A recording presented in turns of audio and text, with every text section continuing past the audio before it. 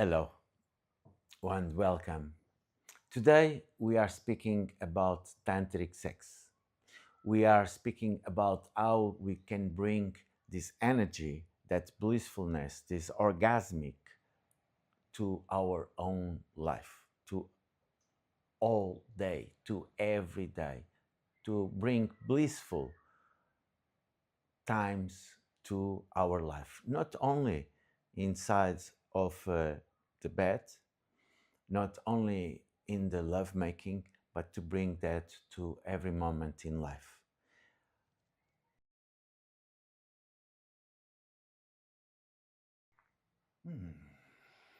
Hmm. Such a juicy topic.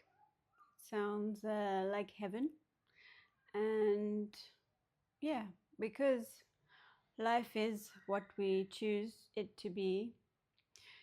We can choose to create more orgasmic moments within everyday life. Yeah, so where do we begin with this Mm. very juicy topic? Mm. There is, yes, a part of us that to choose when we wake up, to be open to life, or to be, I don't want to wake up, I don't want to go to work, or whatever. Or, wow, I wake up and I'm breathing. There is the sun outside, even if it is behind the clouds, and really to choose our way of living and to bring that to our life, as in sex, as in the lovemaking, as in every thing that we do in life. But also there is how the life is, how the things happen, how the life brings us challenge. And even though it's the time that we can also to look at as an opportunity to go further inside of ourselves, to be grateful to life, to be in celebration of with the existence, or just, oh, more a challenge in our life. Of course, there is moments that might be overwhelming, and that's very important for each of us to be aware. It's a big opportunity to bring tantra, to bring expansion of awareness in our life, and to auto-regulate, to see how is our nervous system, and to give a time to ourselves, to slow down, and to allow us to regulate, to integrate through integration in our system what is happening in our life. It's not all about going more and more and more and more. It's a lot about to slow down, to integrate, to regulate, and to give space for more. Only then we can have the right space, the right environment for the ecstasy to happen in our life in every moment. Not only in the sex, not only in the love making. And that's what is beautiful in Tantra, is to expand from that life force energy, that creation that we all have in our sexuality, that possibility to create life, and to expand to all the aspects of ourselves in our life. Yes, when we choose to live a tantric life, we are choosing bliss. It is a blissful path. It is a path to bliss.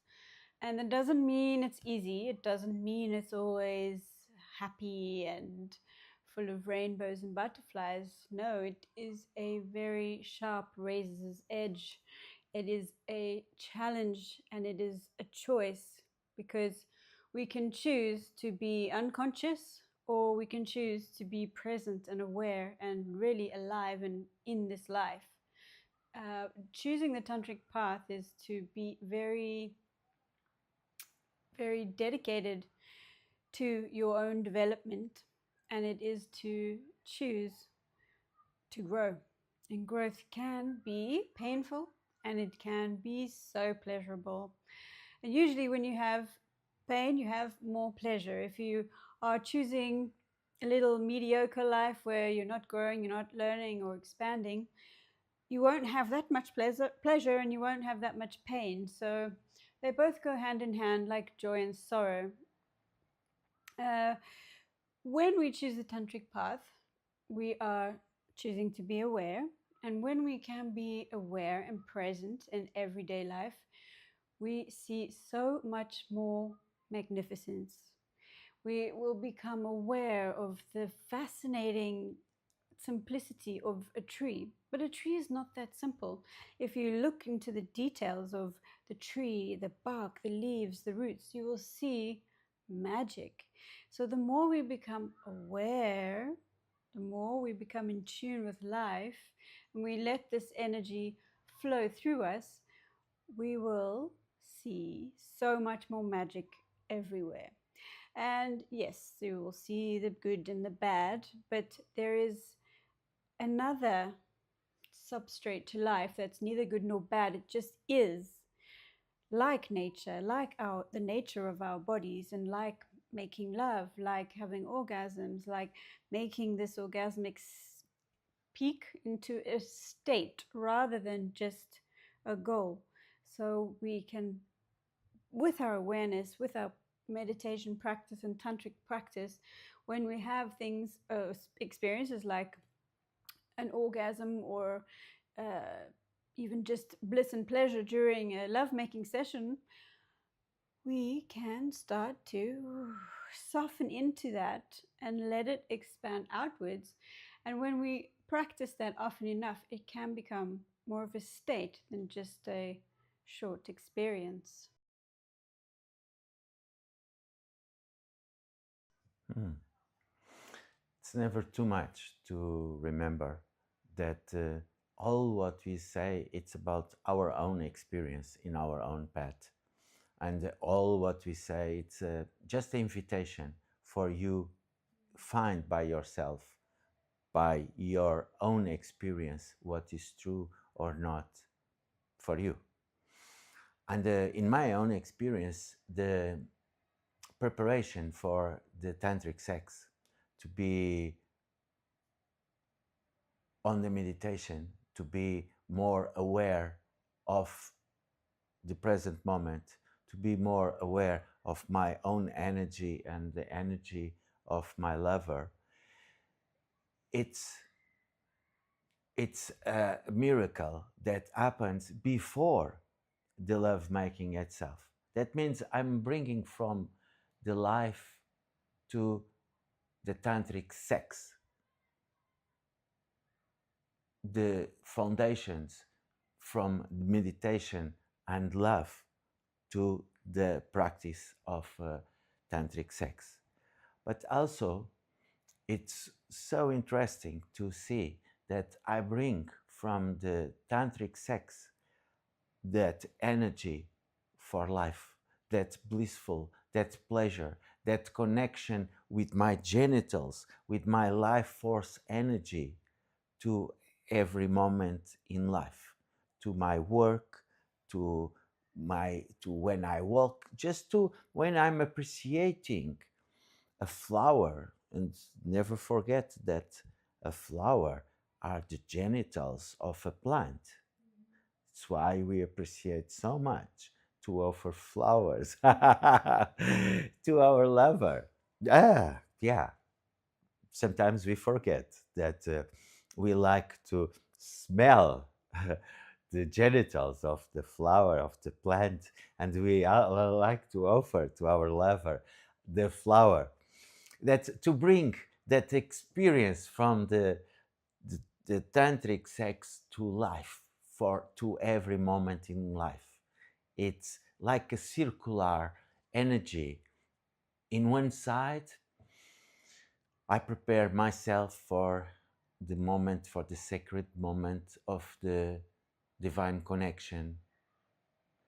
In the other side, I bring from that moment, from that connection to my life, the energy that is everywhere, that is everywhere, and helps me to even to observe the world in a much more polarity, because it's energy everywhere, and to observe the world and to feel more the world as that polarity. It's like a circular energy between life and the tantric sex. Hmm.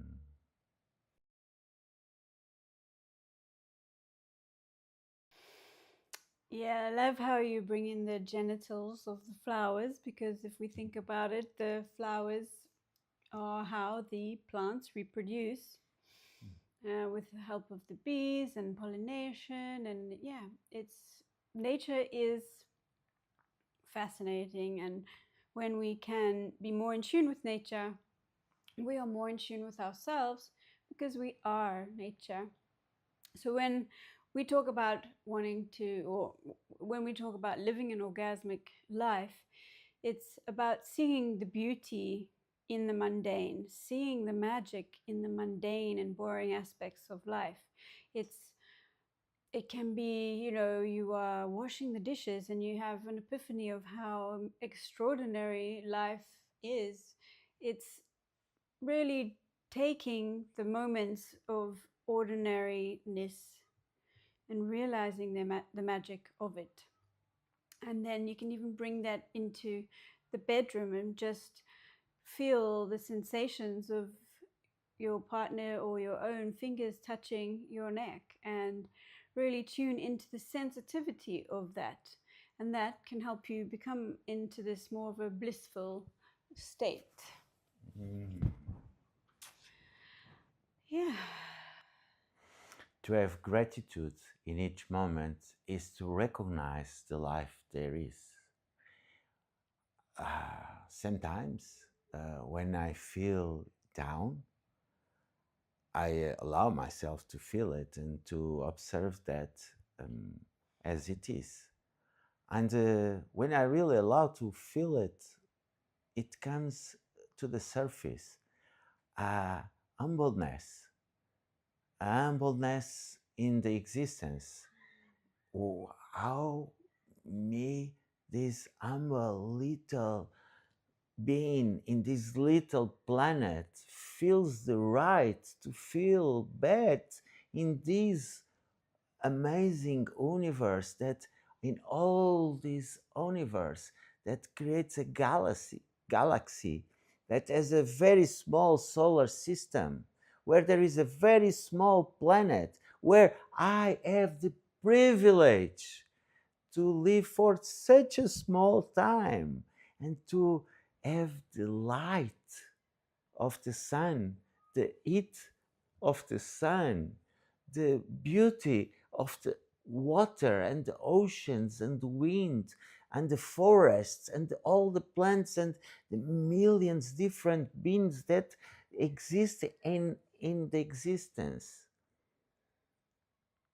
Who I am to be here in such a low vibration, when the universe it's vibrating so much to make me the opportunity to see this, all these possibilities, all this that my senses give me, all my senses that has the ability to be sometimes overwhelmed by all this existence around me. And my feeling is just to be so humble in gratitude, celebrating the life and the opportunity that we have in each moment, like in Tantric Sex. Mm. I think you hit the nail on the head there with the referral to frequency. As we have spoken in other videos, we are all energy, we are frequency, and being in an orgasmic state is choosing to be in this frequency. And you might say, oh, but I'm not, I'm so like this, I'm so like that, and I can't get there. And that's your choice. And those are the stories you tell yourself. And maybe you're not there yet, but there are practices and things you can do to get to a state that is blissful, that is orgasmic, because bliss and joy is our fundamental state. But that doesn't mean that we will oscillate between other states, and it's normal. But when we come back to our homeostasis, when we come back to our original form, it is bliss, it is joy, it is compassion for all beings. There is no such thing as racism when you are born. It's a mental concept that we've created. And if that's an example of like a concept that we don't have to choose. We can choose to be loving to all beings. And when we choose to be in a specific frequency, we can keep going back to that frequency. But the one thing to avoid is to have expectations. Oh, I saw somebody influenced me, and they looked like they were living such a happy and orgasmic life. I wanted to be like them. And then you have this idea like, okay, I'm going to do all these practices that they did, and I'm going to get there, and then I'll be like that. Because as soon as you are expecting to be like somebody else, in your opinion, because you don't know what that other person, what it is really like being that person, you will see from your own perception what they are like. But we have to know that our experience of an orgasmic life will be individual to us. That's why we are so insistent on our viewers using their own life experience to create their optimal frequency, their optimal way of life, because you are your own guru, and there is nobody who knows what you need more than yourself. And yes, you might get lost, or you might need support and guidance. It's perfectly fine to ask for help, to go to teachers, but not to expect the teachers to solve your problem or to give you the answers. They can guide you, but they cannot tell you the truth of who you are. And once we take the time to get to the frequency that is like our optimal homeostasis vibration, we will know then that the truth is always inside us.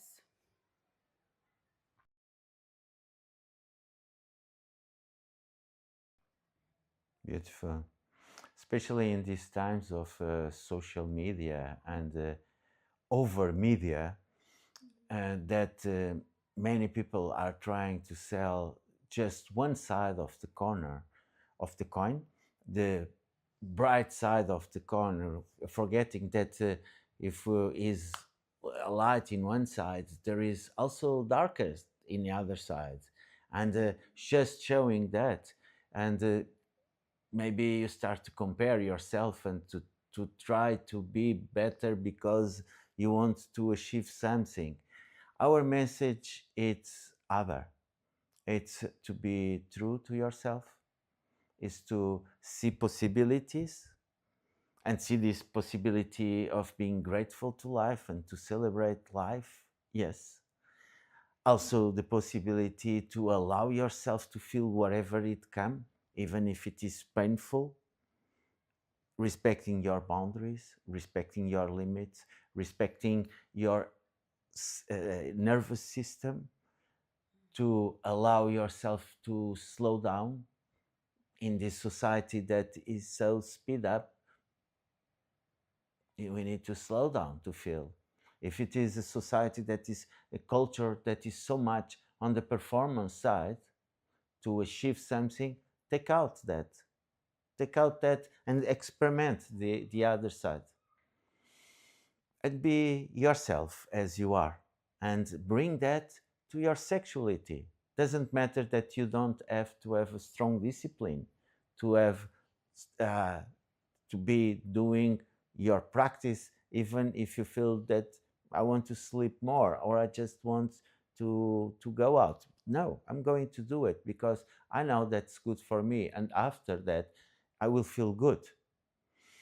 To bring the practice of being present in each moment. Yes, sometimes why not to get numb Why not to get spaced out? Because sometimes it's difficult to feel what is there in each moment. Take take a, take time, slow down, take time to regulate yourself, and keep as possible for you being present for yourself, being present for what it is. Especially take the shame and the guilty of not being where you expected to be from your own self. Take that out. Or if you don't want to take out, just observe. Oh, it's there. Maybe this guilty is serving me for something. And maybe because you bring that to light, it controls you less. It gets less heavy because everything that we hide, that we try to hide, especially from ourselves, it gets strong, it gets compressed, it gets pressure. If you just have the courage, respecting your nervous system, your boundaries, and to bring to the light, to yourself, eventually to others, that's what is happening right now, here. That thing is not compressed, doesn't gain force, doesn't gain more pressure, and you just live with what it is in each moment. To bring that, to bring light to what we hide, it's fundamental. To expand, to be in tantric path, it's not to do sex for 6 hours or 8. It's or to have 20 orgasms in one day. That's amazing. If it brings you happiness, if it brings you joy, that's perfect. But it's to expand our awareness. It's to expand our awareness.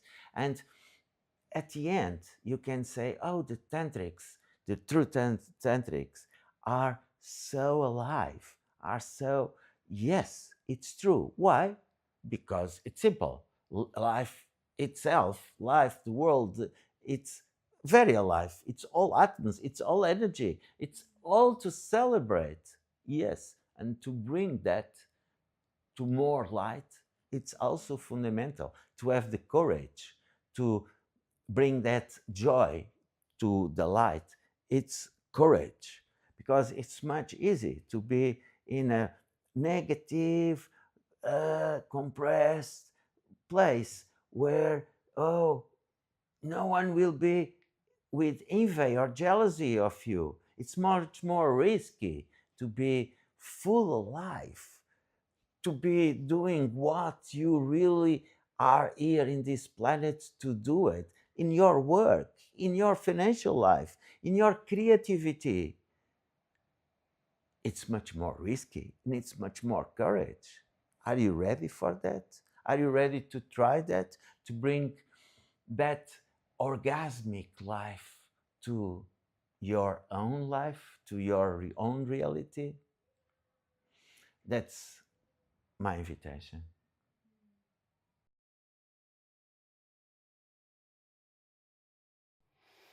Yes, we often prefer to stay in the shadows and not really show our light, not really show our true selves because we are afraid of rejection. And it's because we don't fully accept ourselves first. We haven't developed our relationship with ourselves to be a loving one with compassion and respect and recognition of who we are. We might believe we are shitty human beings that have nothing to offer, but each one of us has a gift and each one of us is a gift.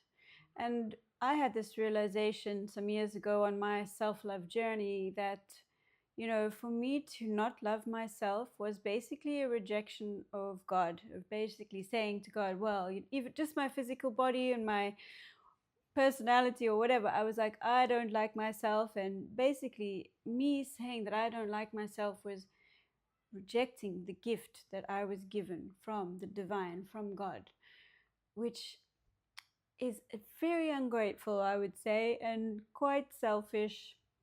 I would say, you know, for me to learn that was one of the most transformational things. I was in shock of how disrespectful I was to the universe, to the divinity that creates all life, because you are a part of life and we have been separated from it to think that we are less than or better than. We just don't understand that we are one with nature. We are nature.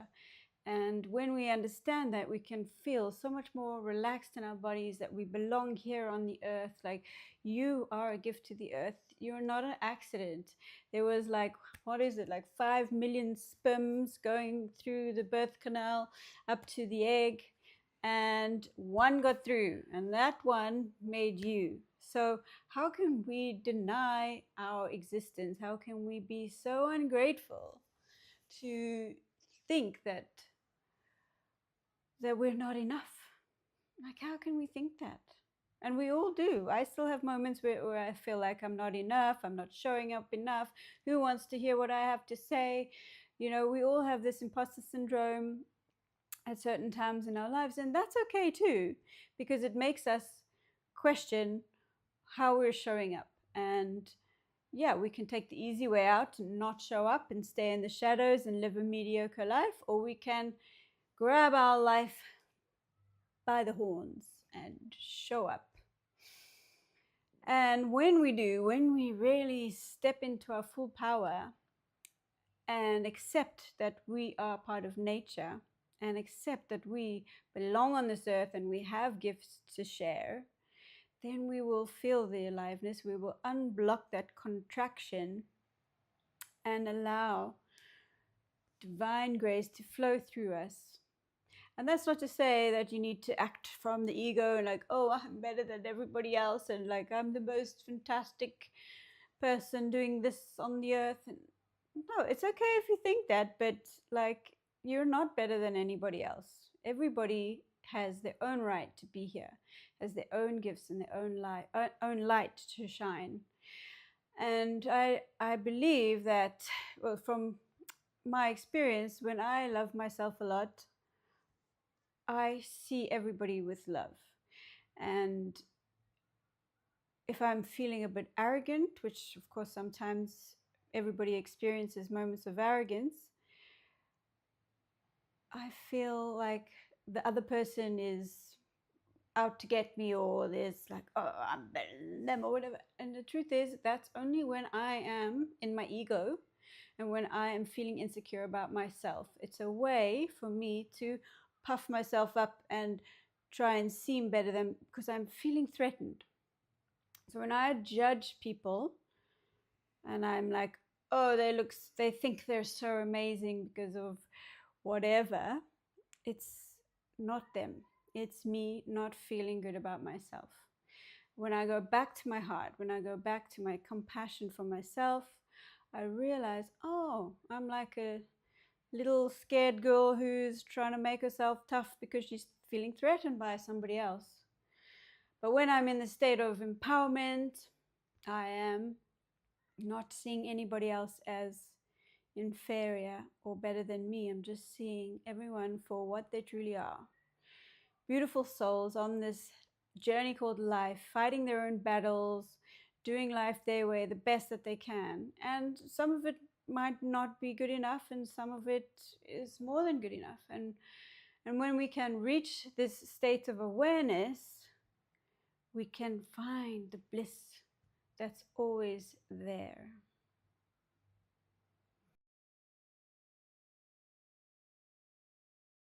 Mm. Mm-hmm. Yes, to bring the path of Tantra in our lives, bringing the meditation to have this awareness that Lakshmi described, that awareness that we are part of the existence, that we are all part of the existence. There is no better or worst. There is Osho, in one of his discourses, he has a comparison between a cork tree and a flower, who is the best? They don't. They speak. He speaks about it. It speaks about uh, how in the nature no one compares, and they are all different. And who is better, a eagle or a butterfly? Both they have their own beauty, very different qualities, but together it's what they bring the amazing world that we live, because we can have eagles flying high in the skies and beautiful butterflies on the plants going from a flower to other, and the butterfly looks to the eagle and think, oh, you are much better, or the eagle looks to the butterfly looks and is much better. Doesn't make any sense. Only in the human beings it comes these insecurities that we all have, and it's good that we describe our own experience, like you have your own experience that is your own experience, and that you feel in your body, feel you have your own history, and to bring love that is besides the pillar of meditation and awareness that Tantra bring, also to bring that gentleness, that kindness, that compassion, starting in ourselves, to Tantra. The two together, they are complete. And if everyone gets on that energy, that gets that awareness, that presence, that expansion of awareness from outside of our own body, and to connect with the other with that awareness, and from there connected with all the planet and with all the beings, at the same time to bring the love, the compassion, and the kindness to ourselves, to the other, and all the beings, all these conflicts that are inside of each of us, they might dilute it. The conflicts with the other in the intimate relation, they soften. The difficulties with the community, with the family, with the friends, they will be treated in a lovely, kind way. And I have the utopic hope that one day this love extends to everyone in the planet, and the wars will finish. They will finish from our acceptance of our love, to acceptance of our sexuality, and to accepting our presence, to connect with the present moment, to not be stuck in some story in the past or with the expectation of something in the future. And then Tantra, it starts to be orgasmic life for everyone in the planet, because the conflict might dilute it in this process, because we accept our sexuality. And it's why maybe that the sexuality, if you look around the world in all the culture, is so repressed. Why? We can be on the beach with a swimming suit, but not without. Why? I can go to a restaurant on the beach with just with a short, but it's not acceptable to show my genitals. They told me that is because of privacy. They told me that is not to shock the others. Maybe what I'm speaking, it's a bit controversial, but I think it's important to bring and to hear your own experience, not your ideas and from your conditioning. Oh, everyone as should be in this way, but to understand why a hand can be shown and not the breath of a woman that gives the milk to the baby.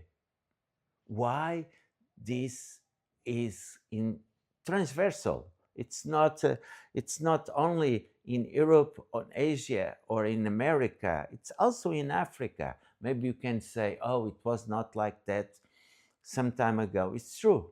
It's true. I had the opportunity in Africa to see women as they are, and the men with something around the belly, because it's nice to put the tool, but they could show their genitals and they were perfectly okay. But anywhere I go in the world right now, I cannot see that because it's repressed. And to speak about sexuality, it's also repressed.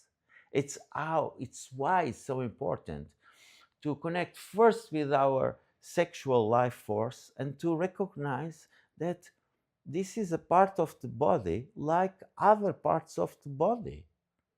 It's different from the man, from the woman.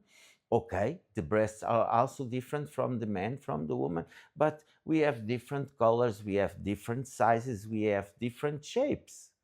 We are all different, and at the end, we are all the same because we are humans, we are alive beings.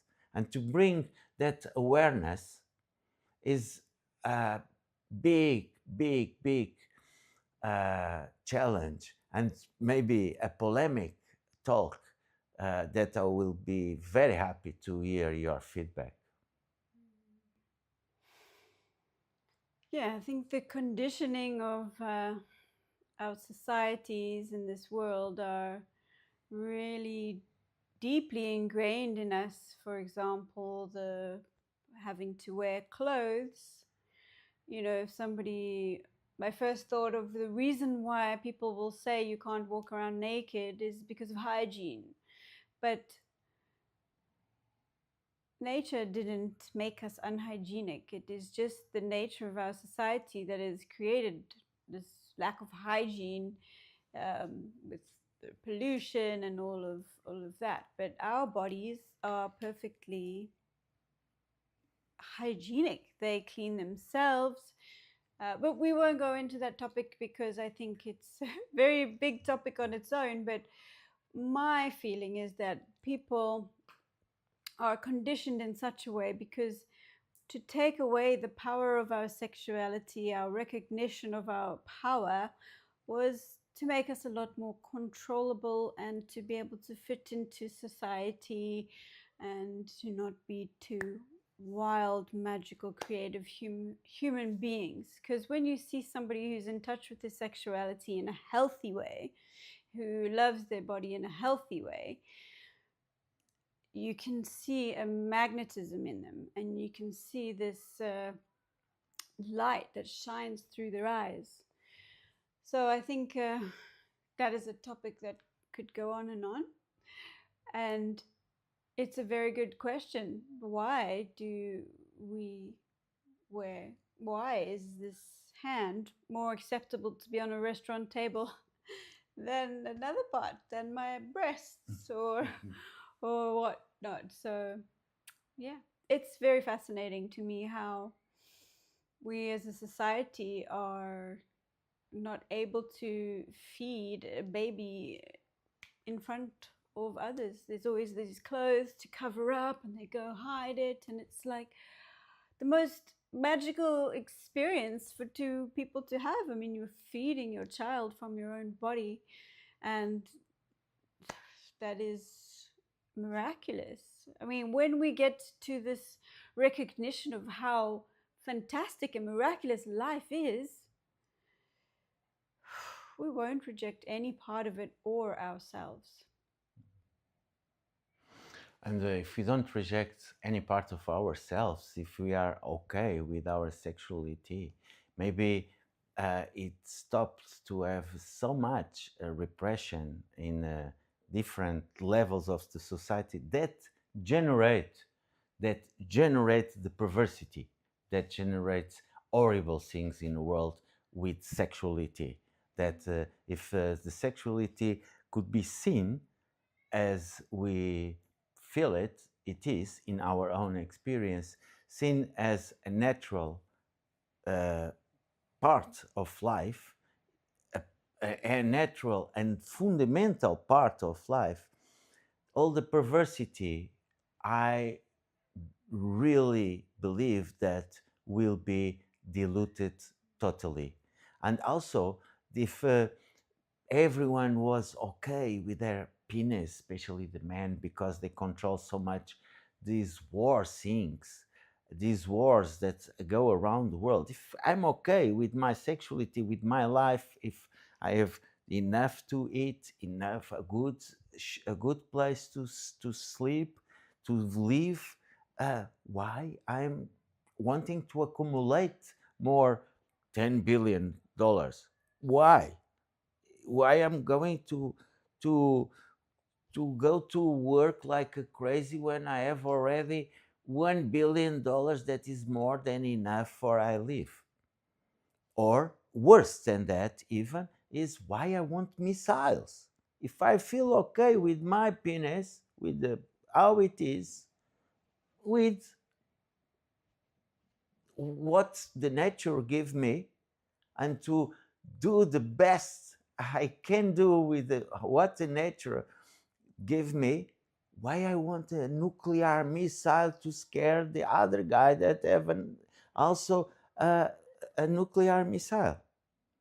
And we are bringing these polemic uh, thoughts because it's really good to bring that truth to reality and to uh, hear from you what is your experience with that and how you can in every moment to contribute to have more peace in the world, more abundance, more harmony, more joy, and to bring the the tantric sex energy to our life to become really blissful and to be really orgasmic and to be really connected with the universe celebration of life of energy.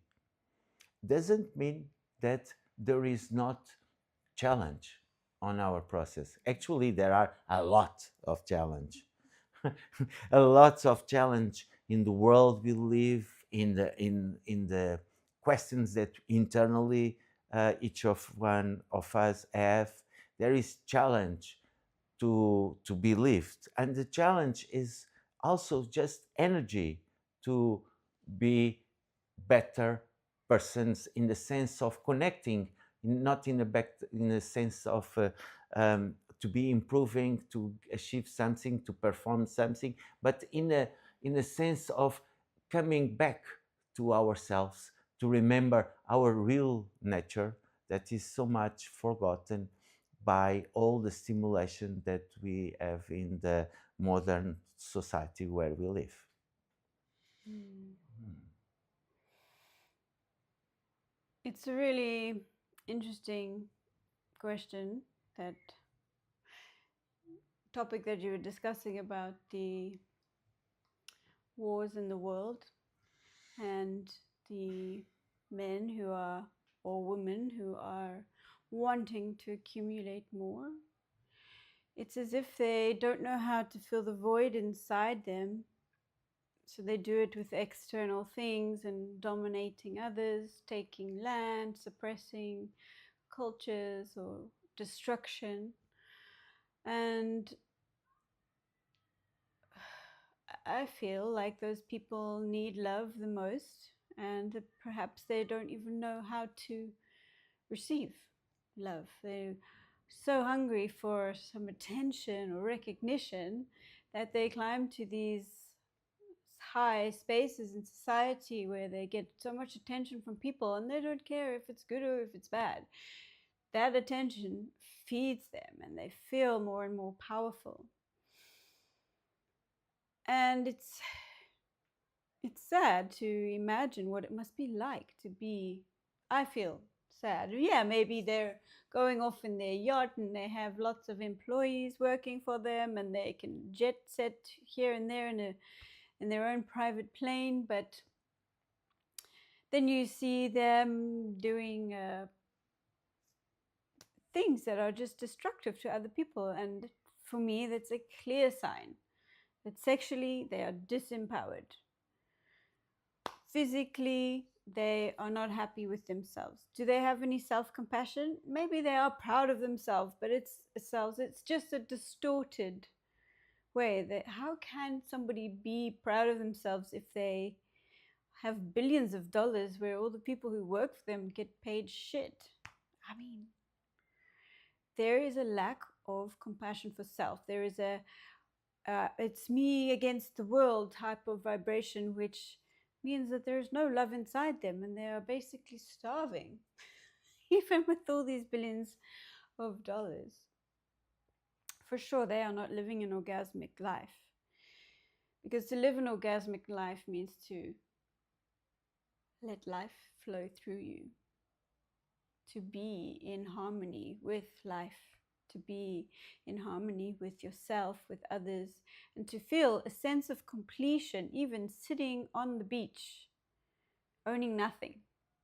Because what more do you need? You have the ocean there in front of you, you have the sand under your feet, probably some coconuts in the tree.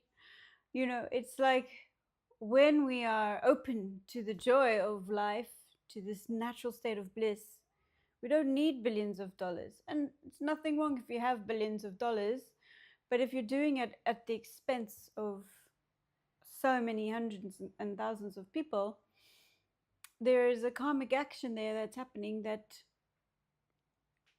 you are not loving yourself because you are not in tune with life. That might be one difference of Tantra from other practice. If you are a Buddhist monk, maybe you go to the your monastery to, or you are a Catholic monk, you go to your monastery to meditate or to pray in silence by yourself, isolating from the normal world.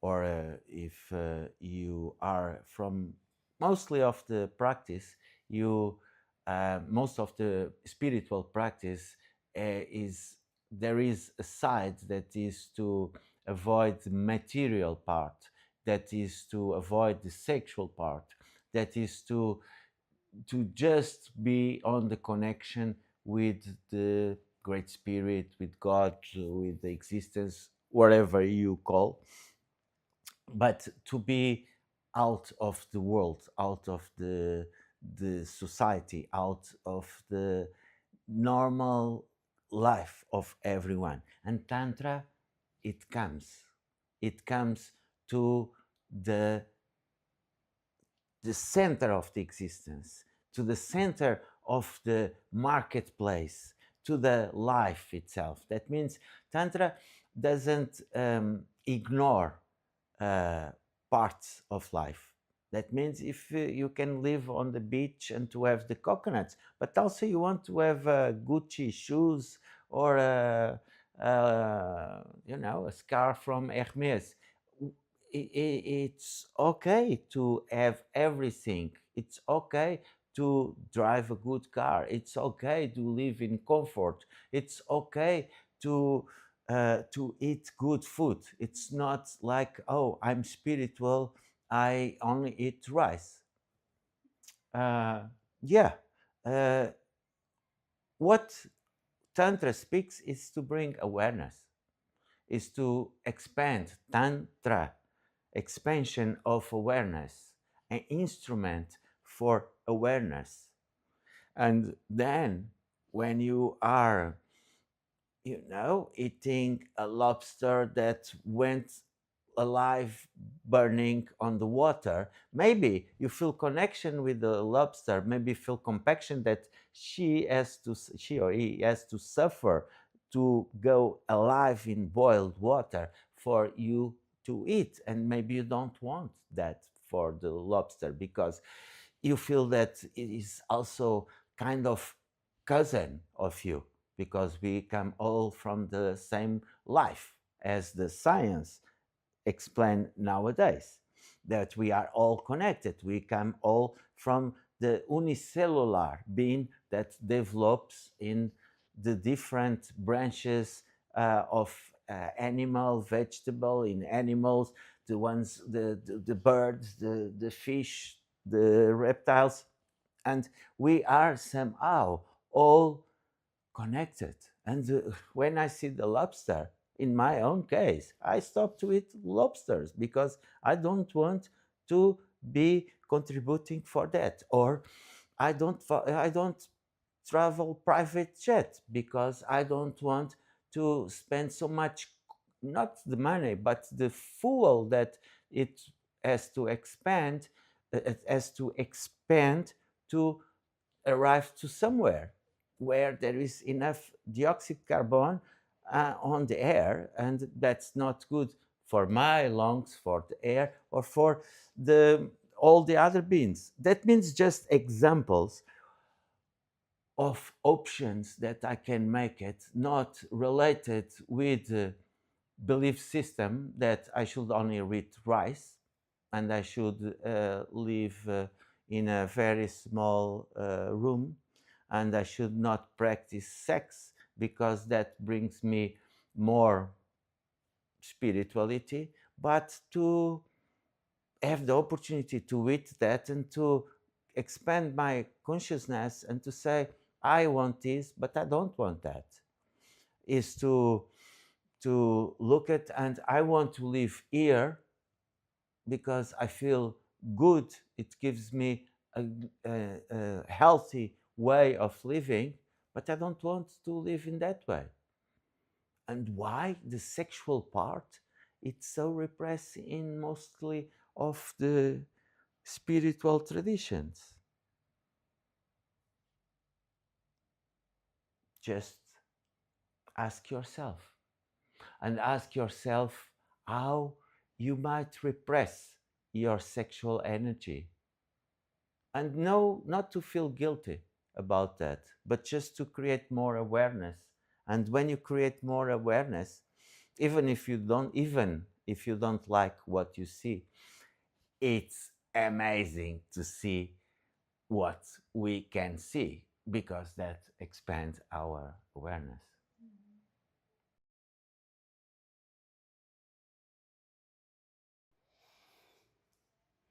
Yeah, expansion of awareness will really help you to transform your life, will help you to grow and expand, because it's not staying stuck, it's being open to life. It's choosing to live from the heart, even when your heart wants to shut down, tell everyone to go away.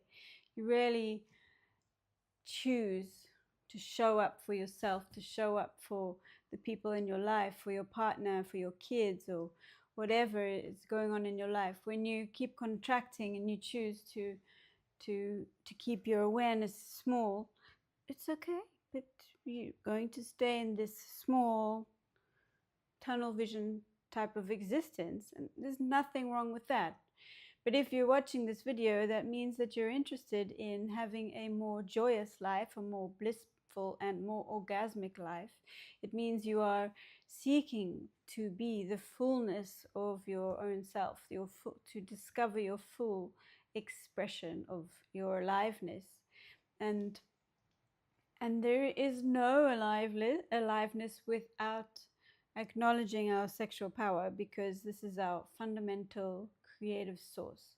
You can be super creative, and that is using your sexual energy. You can be very creative in making lots of money. That is using your sexual energy.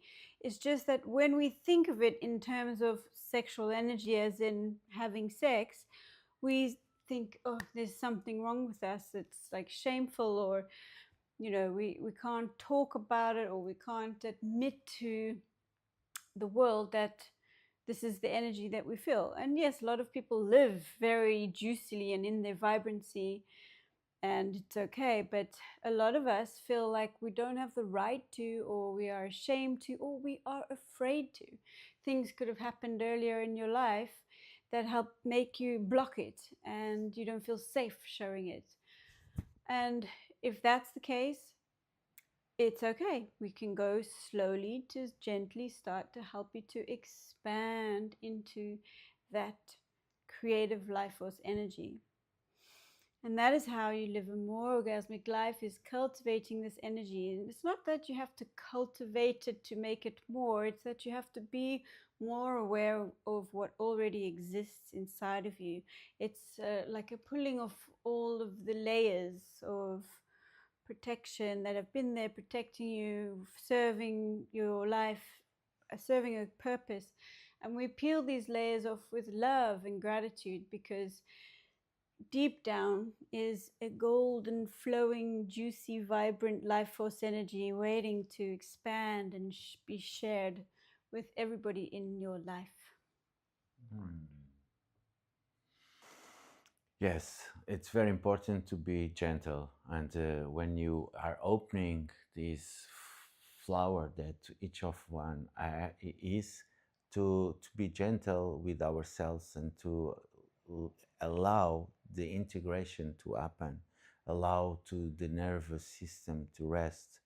And as we had already said, go slower, go slower, go slower in every aspect, in your movements, in your breath, uh, because slower it will help you to feel more. And when we speak about sexual energy, we all know in different cultures, maybe you are seeing as in Japan and you know the sexual conditioning that is there, but maybe you are seeing as in a place in Europe, and you know uh, the what's the repression that you might felt, or in the Americas, and maybe you feel, oh, I'm so free about my sexuality. Look at a little more, slow down, try to open and see that maybe there is a strong conditioning, even where we are now in Africa, and it's more wild continent, but see the quantity of sexual conditioning that might have here. And it's every day. It's not like it happened one moment and it stopped. No, it's different, as Lakshmi says, coming in different ways, and it is coming in different ways, blocking you, coming down you, avoiding you to be the expression that the nature that you really are is, just to remember and just to find by yourself, not because we are saying that. We just are speaking about opportunities, about options. No one should be offended with having these options where you can choose. That's freedom. That's freedom to be yourself. And life itself has boundaries, clear boundaries, to not hurt the others, of course. But also, there is the freedom to be yourself as you are in each moment. And that's our invitation. It's always to go back to your body, it's always to go back to your truth, and to find by yourself the teacher that you are, and to remember what you are. We just reveal or remember you to, to slow down and to get time to integrate and to regulate yourself. Yes, it's always important to come back to your body. And the way that you can do that is with the breath. Anytime you feel out of alignment, or you're going into a frequency that is not one that you're choosing, or not one that you would like to be in, go back to the body, go back to the breath, take a step back, because we don't always have to act from impulses and go, go, go. We need to take time to ground ourselves, calm the nervous system, and breathe. because many times we react to situations that then take us out of alignment instead of responding. We're so, oh, everything has to be done now. It's like this instantaneous society. Like we want our food delivered now. We want this now, now, now. But there's no time or space to enjoy the moments between. So if you find yourself in a situation where you feel rushed or you feel stressed, breathe, because the breath is your best friend. And also, you can go to nature to remember the nature, because we are nature. We are part of the nature, and we are nature itself. And uh, during thousands and thousands of years, our bodies were in contact with trees, with the soil, with the vibration, with the magnetic field of the planet that nowadays the science can measure, and to connect with the sound of the waves of the ocean. In my own experience, it come down me. It connects with the true reality, with the purity of the life, and that brings us what is the orgasm life, with the orgasmic life that we can live in each moment. And nature, it's full of orgasms, because the plants are always reproducing themselves. The little bees and insects and the birds are all the time reproducing and being in orgasms. uh, the life of the nature is really a good vibration for our body, our cells, our atoms. They recognize that, recognized by our senses, by the frequent fragrances that comes from the trees or the flowers or the humid soil, that connects more with our own nature. And our own nature, we were made by an orgasms. We all had been originated in an uh, orgasmic moment. And it's so interesting that the existence, the nature, it creates this amazing possibility to reproduce. And it's particularly interesting in a human beings, that we have such a strong uh, sensations, such a strong spiritual awakening on the connection, on the real pure connection, sexual union with the other. Because we could simply, the nature could simply, as in certain animals, uh, to be much simple. You could be touching the hand of one or father touching, we pass the sperma, we get the fecundation, bye bye, go, boom. But the nature wanted to this moment of creation of life, that magic, to be so sophisticated and so simple at the same time, a special mystical magic moment to our lives. Yes, thank you, nature, for making our lives so pleasurable and for making love making so pleasurable. It brings us a lot of joy and struggles as well, but the fact that lovemaking can be so pleasurable is in itself a gift.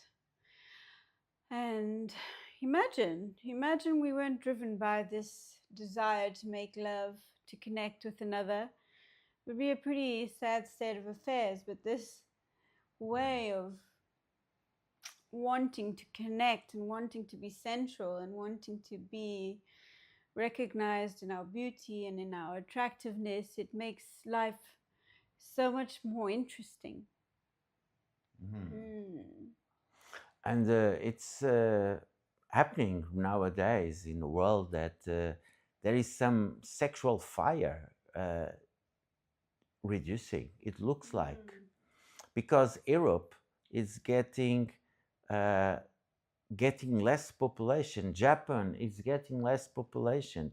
US is getting less population. Even the South America and even China, it's stabilizing, and the trend is to reduce the population. Only India is still growing the population, and some information about the world that I found quite interesting. And only Africa is still in a growing process of population. It's interesting to remember that we have this fire, and it's maybe it's good to reduce to the population to have less human, maybe uh, in the less human beings in the planet, for the other species to be more balanced with other species, but without having any kind of judgment if it is good or bad about the population. This is happening, and there is a fire, sexual fire, that needs to be observed and to be maybe fit, because that's fire. It's the fire of life. It's the fire of the existence as humans with consciously, with awareness in this world. Yeah. Hmm? Yeah. Thank you for your presence. Thank you.